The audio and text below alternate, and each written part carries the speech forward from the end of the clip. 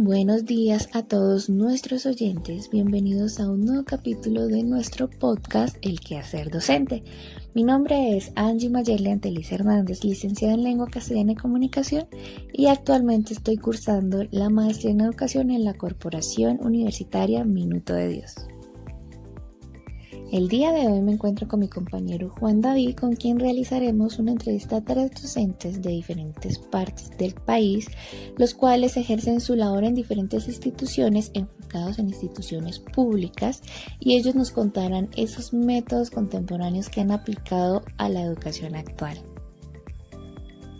Buenos días para todos, mi nombre es Juan David Cruz, profesional en deporte, estudiante de la maestría en educación.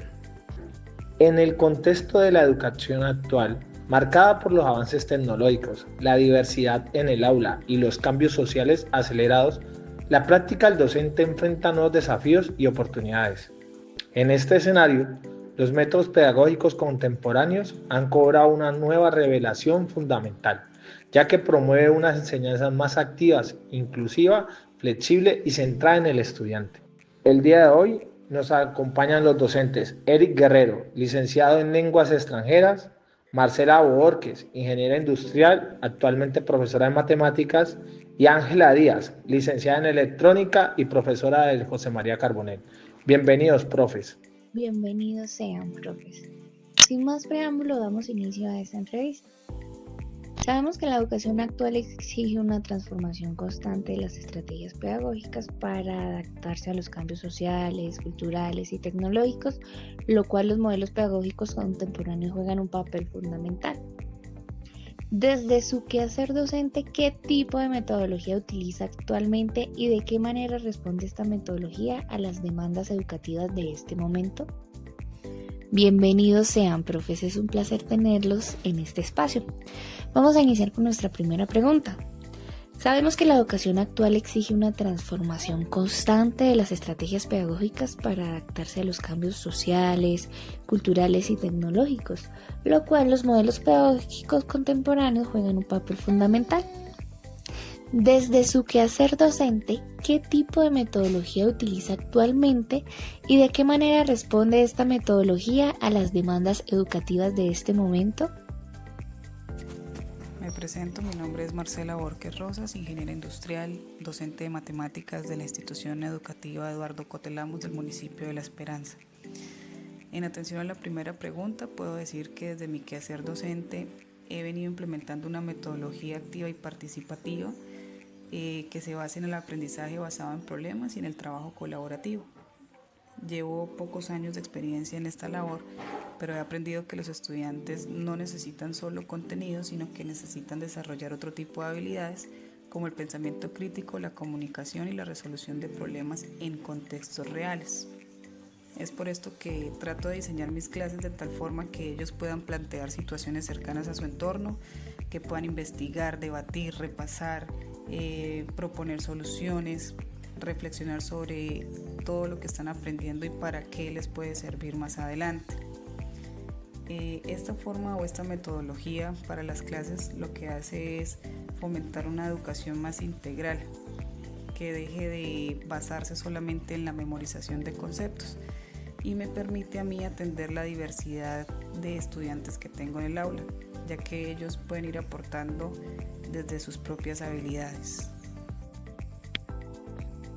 Desde mi quehacer docente utilizo una metodología por ser del área técnica, teórico y práctico, donde la teoría pues es la fundamentación de los conceptos y la práctica es laboratorios, que es donde ellos afianzan esos conceptos.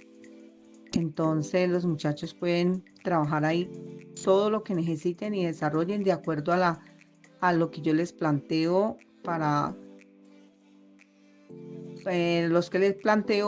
que ellos realicen un proyecto determinado. ¿Qué tipo de metodología utilizo actualmente y de qué manera esta metodología responde a las demandas educativas actuales? Bueno, desde mi quehacer docente yo particularmente uso una metodología que podríamos llamar híbrida, ¿no? Digamos que la idea es combinar lo que nos dicta a nosotros desde el Ministerio de Educación para el aprendizaje de un segundo idioma, el aprendizaje basado en tareas, basado en proyectos, basado en problemas, lo que de por sí involucra también mucho el aprendizaje cooperativo. También combinarlo con metodologías propias en las cuales me gusta usar otras estrategias como la gamificación, demasiada lúdica en la clase y por consiguiente también, siendo yo en este momento magíster en recursos digitales aplicados a la educación, pues el uso de esas tecnologías emergentes, incluyendo en este momento que está en boga la inteligencia artificial. Yo actualmente pues trabajo en un colegio público prácticamente rural, aunque sea en el casco urbano del municipio. Es un colegio que tiene acceso muy limitado a recursos y que a veces se podría llegar a pensar que debido a esto no se puedan desarrollar habilidades del siglo XXI en el estudiante. Pero por el contrario, pienso yo que es un reto que debería impulsarnos a todos y especialmente a mí me impulsa mucho a ser creativo y a buscar actividades que respondan a ese contexto. Para ser de pronto un poquito más específico, con los estudiantes hacemos uso de los dispositivos electrónicos que ellos tienen en su poder, o de algún vecino, o de sus papás, o de algún familiar que les pueda permitir a veces grabarse ellos mismos o crear contenido en sí, en general, usando el vocabulario de, por ejemplo, de oficios que estuvimos viendo hace un par de semanas. Entonces ellos tenían que entrevistar a sus padres y crear una entrevista en inglés junto con ellos.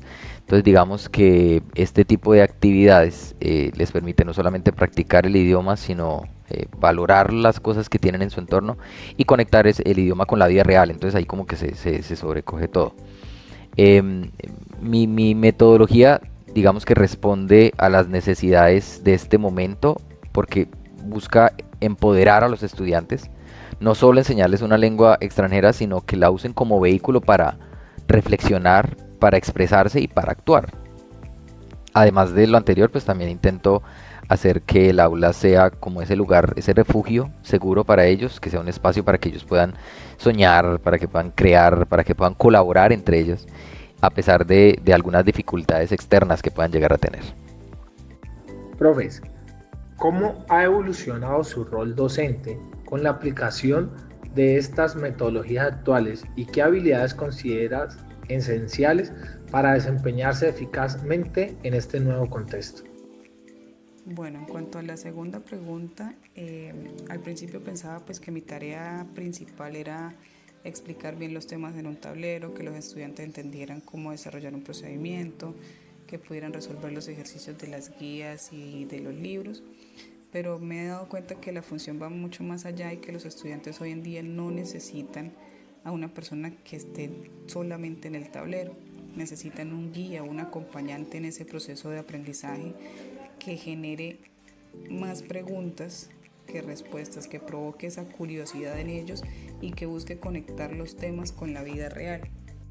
Me he dado cuenta también de que es necesario y es importante desarrollar otro tipo de habilidades como la escucha activa, la empatía, la flexibilidad, para poder entender por qué un estudiante no avanza o cómo puede ayudarse a ese estudiante. También he tenido que fortalecer mi creatividad para el diseño de las actividades que sean pues más retadoras para ellos y que sean significativas y les deje pues una mayor enseñanza sobre los temas que se están tratando en el aula de clase. Con las metodologías actuales y por la la tecnología y el desarrollo que se está dando, obvio que su rol de docente evoluciona. Las clases son más participativas. Los jóvenes perfectamente pueden, por ejemplo, sacan sus celulares y cuando lanzo las preguntas, primero ellos responden de lo que ellos creen, de ahí después buscan se hacen en los celulares, preguntan al ChatGPT y hacemos que cada uno,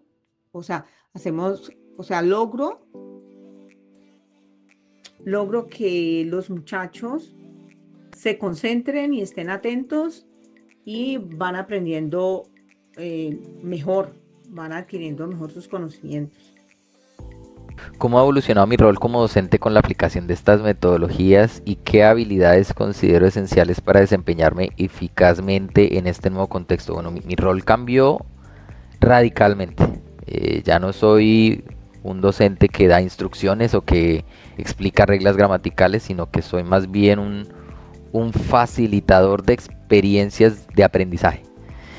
Me convertí en una persona curadora de recursos, diseñador de rutas personalizadas en ocasiones y un compañero del estudiante en el aprendizaje. En clase yo hago parte de los mismos juegos que diseño y que ejecuto, colaboro en los proyectos de los chicos y digamos que aprendo junto a ellos incluso herramientas nuevas. En un proyecto recuerdo que en el cual usamos narrativas digitales, los estudiantes usaron un software de creación de historias para narrar cuentos cortos. Y yo no conocía muchas de las herramientas que existían en ese momento, entonces fue bonito explorarlas junto con los estudiantes.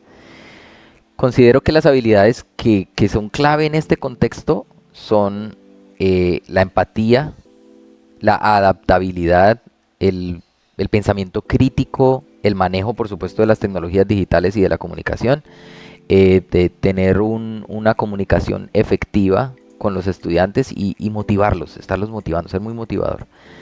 Eh, Además de todo esto, se necesita tener una mentalidad muy abierta, o sea, estar dado a hacer cambios incluso sobre la marcha para motivar ese aprendizaje continuo. Que el aprendizaje pensamos que únicamente es del estudiante, pero también es muchas veces en conjunto con el docente. Qué enriquecedor es escuchar cada uno de sus experiencias, de sus metodologías, de cómo se están enfrentando ante la nueva era de la educación. Continuamos con la tercera pregunta. Sabemos que las metodologías contemporáneas requieren de un entorno de aprendizaje flexible, innovador y adaptado a las necesidades diversas de los estudiantes. ¿Cómo diseña y organiza sus clases para integrar estos métodos de forma efectiva y qué tipo de actividades o recursos utiliza para fomentar un aprendizaje significativo? Bueno, para diseñar y organizar mis clases de tal forma que este tipo de metodología activa realmente funcione, lo primero que hago es pensar en qué quiero que los estudiantes comprendan. Es decir, no cuál es la temática que quiero enseñar o cuál es la teoría que quiero que ellos tengan en sus cuadernos, sino qué es lo que ellos en realidad deben comprender de todo eso. Entonces me enfoco en el propósito de ese aprendizaje y de ahí busco una situación o contexto que sea cercano a ellos. Es decir, tomo una temática que estemos tratando en su momento y relacionarla con algo que a ellos se les haga ver como más cotidiano, ¿sí? Entonces, al resultar esa temática familiar, pues la atención va a ser más enfocada a lo que necesitamos hacer. Todas las clases pues tienen sus 3 momentos, el inicio, el desarrollo y el cierre. Por lo general iniciamos haciendo una pregunta que genere curiosidad o una pequeña actividad que los motive a pensar sobre la temática que estamos tratando. En la parte del desarrollo normalmente lo hacemos basado en trabajo colaborativo, en resolver retos, en explicar sus ideas y al final, ya para hacer el cierre de la clase, retomamos lo que se ha trabajado, aclaramos dudas con tal de llenar todos esos vacíos que muy probablemente pudieron haber quedado durante el desarrollo de la clase. Yo manejo el Classroom. El Classroom es una herramienta muy buena para uno montar videos, montar preguntas, montar material de apoyo. Ellos primero deben de leer el material. Obviamente le he dicho pues las temáticas, qué es lo que vamos a hacer. Y previamente ellos deben de llegar a la clase con todo lo que es visto el video o en lo que corresponda, ya sea el video o unas preguntas o el material de apoyo que monto. Mis clases, vuelvo y repito, son teórico y prácticas, entonces manejo el concepto. Cuando empezamos manejamos el concepto, ellos trabajan en mesas de 4 estudiantes, dependiendo del número de estudiantes, entonces de a 4, de 3 se dividen. Son niños y niñas y los mezclo, no dejo que me trabajen solo una mesa de niñas, no, van mezcladitos niños y niñas en cada mesa. Cuando estamos en el aula, entonces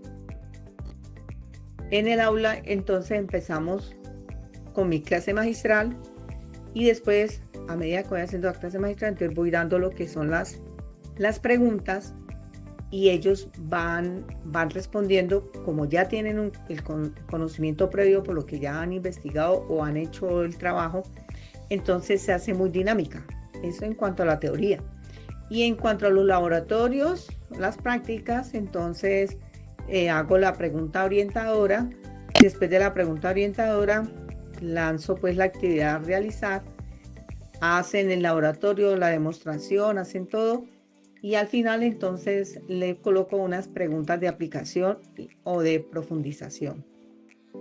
¿Cómo diseño y organizo mis clases para integrar estos métodos de forma efectiva y qué tipo de actividades o recursos utilizo para fomentar un aprendizaje significativo? Bueno, yo organizo mis clases pensando en 3 momentos que son muy esenciales: la exploración, la construcción y la transferencia.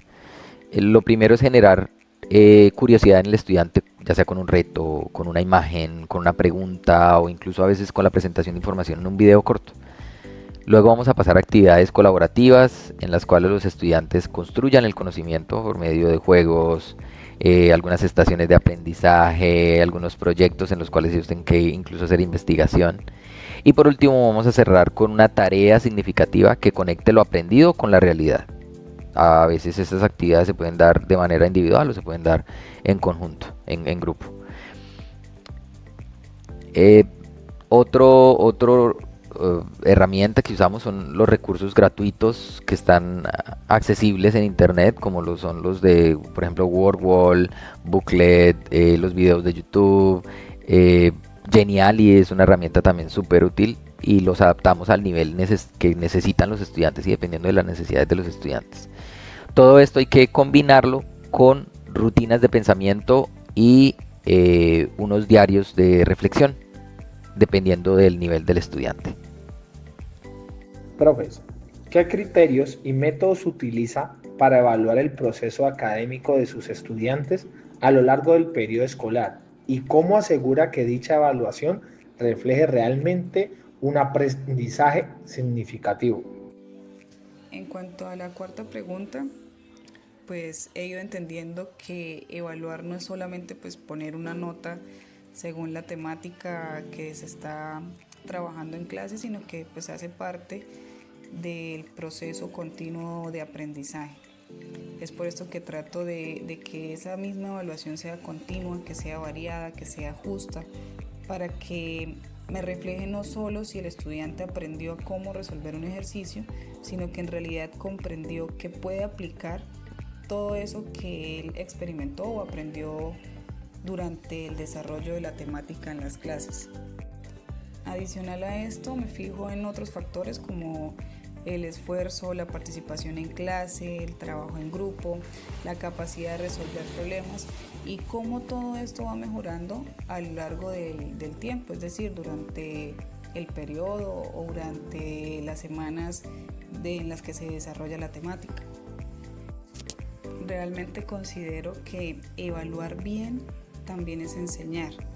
Es decir, no se debe evaluar pensando solo en el resultado, sino se debe de evaluar pensando en el proceso que lleva el estudiante. De esta forma, uno puede identificar cómo acompañarlo mejor, cómo identificar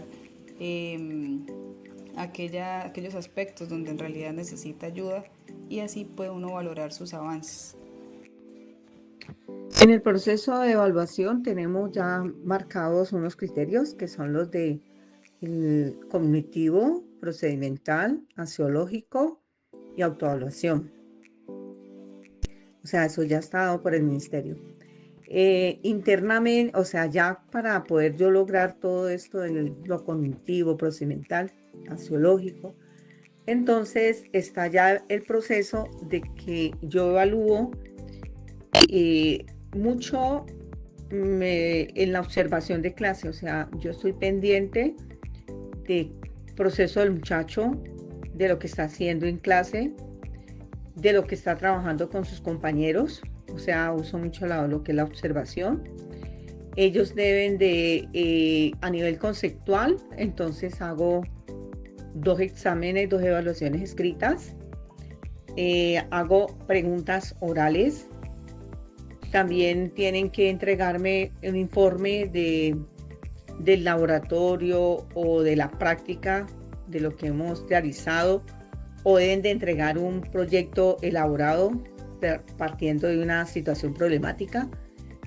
Ellos, por ejemplo, si en el caso del laboratorio de práctica, ellos deben de entregar un informe donde va todo el proceso de ellos anotan ahí lo observado y lo medido. Y al final entonces tienen unas preguntas de análisis y conclusiones sobre lo que han medido, sobre lo que observan y sobre el concepto pues que deben de aprender. O sea, por ser este tipo de educación, es muy dinámico. Pues asegurar sobre el aprendizaje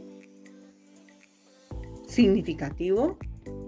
Yo creo que el 100% se logra, como siempre, para mí un 80%.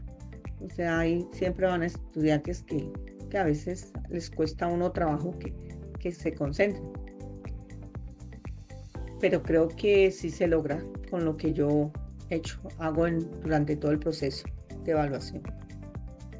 ¿Qué criterios y métodos utilizo para evaluar el proceso académico de los estudiantes a lo largo del periodo escolar y cómo aseguro que dicha evaluación refleje realmente un aprendizaje significativo?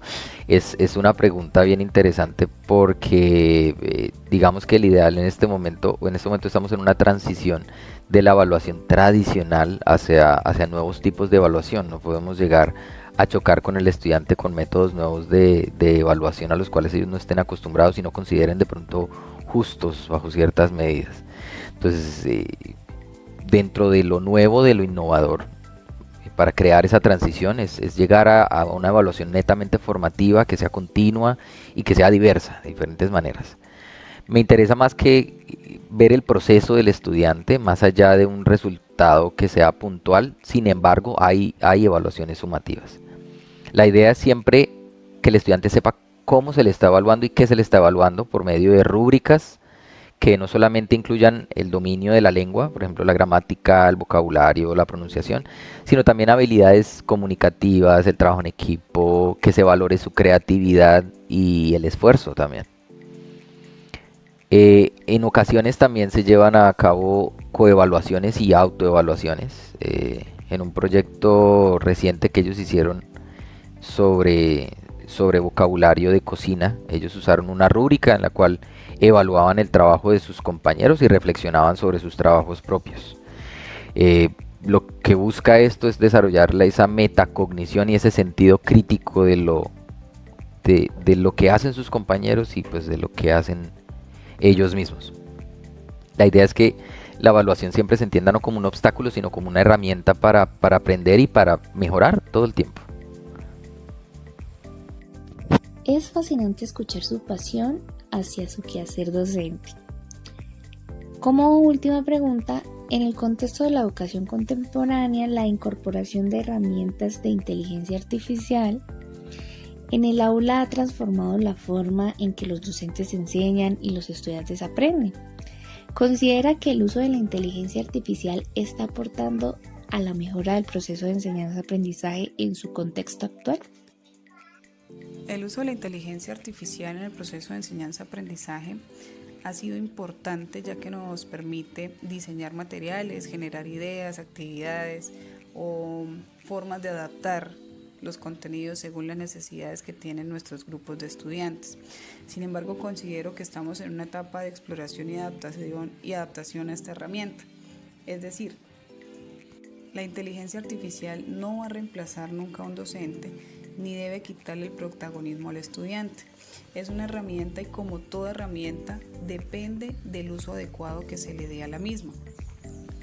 Con esto lo que quiero dar a entender es que la clave está en mantener el sentido pedagógico, de pensar en cómo estoy usando esta herramienta, cómo favorece realmente el aprendizaje, y no solo quedarme en que las herramientas hacen todo más bonito y más rápido.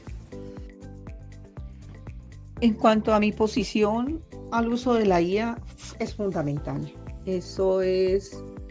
Me parece algo maravilloso. Yo estuve en unas capacitaciones, he estado en capacitaciones sobre la IA con la Universidad del Valle, y ya cuando uno se adentra a conocer sobre esta herramienta, uno ve las bondades. Es maravilloso. Cómo a nosotros los maestros nos está facilitando todo, como en menos de 5 minutos lo que uno demora en una semana de hacer un plan de aula, un plan de clase, te lo hace con todo, con gamificación y con todo. Entonces, para mí es muy importante y debemos de hacerlo, sino que hay que capacitarnos, investigar y ponerlo en práctica.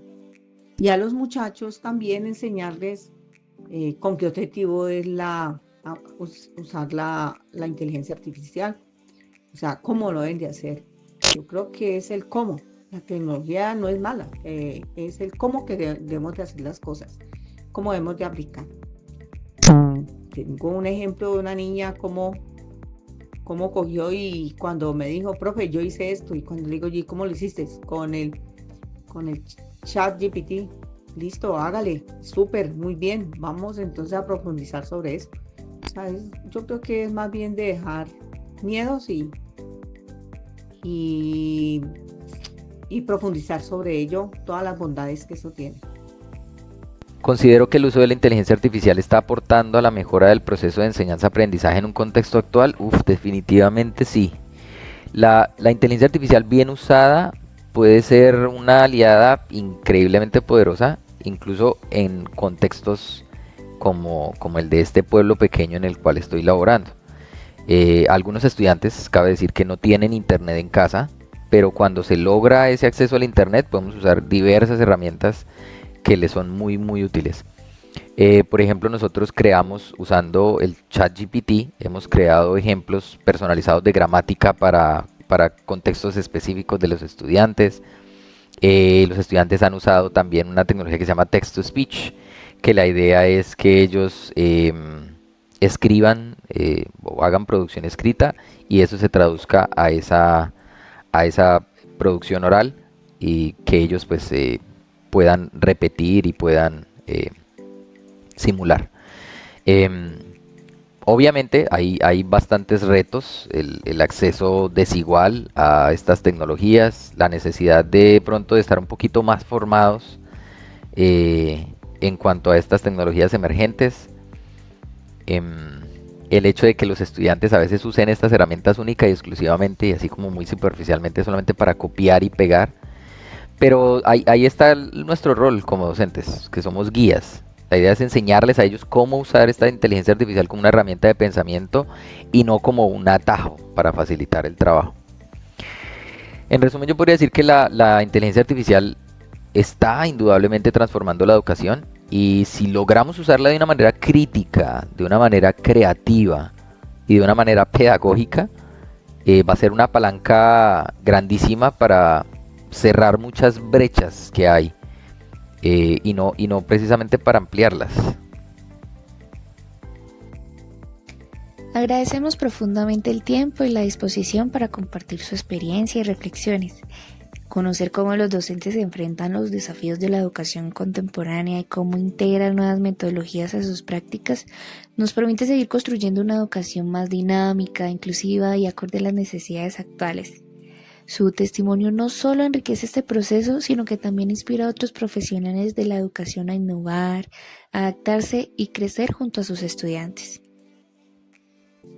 Bueno, y ya para finalizar nuestro podcast, le damos de antemano el agradecimiento a cada uno de los docentes que nos compartieron sus experiencias y sus metodologías que usan hoy por hoy en sus clases. Esto nos va a ayudar mucho a crecer, a pensar en cómo se desenvuelve hoy por hoy el tema educativo en las aulas, en los diferentes colegios, en las diferentes materias. Gracias por su atención y a todos un feliz día. Recuerden que en esta emisión los acompañó Juan David Cruz, quien les habla, Angie Mayeli Anteliz, y en la producción interna del podcast, Flor Marix Amazo. Que tengan un feliz día y nos vemos en una próxima.